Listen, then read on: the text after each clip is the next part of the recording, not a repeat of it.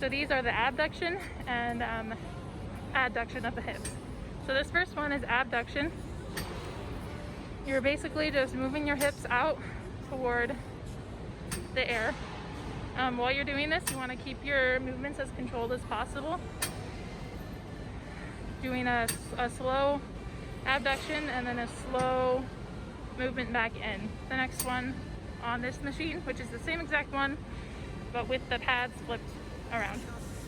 So this one is adduction, which is going in toward the midline. This one, you also want to have a controlled movement.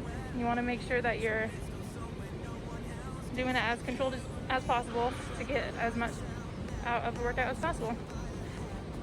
So this next exercise is a leg curl or a hamstring curl. This works your hamstrings or the posterior aspect of your thighs. So for this, we're gonna keep our ankles dorsiflexed and we're just gonna push down with our legs to curl our hamstrings in and complete the movement. So for this one, we wanna make sure that we're doing a controlled movement all the way through just to make it. And then we're gonna go over to this machine, which is leg extension. This one works your quads or the anterior aspect of your thighs. This one's a little bit more difficult because you have to work against gravity to complete the movement.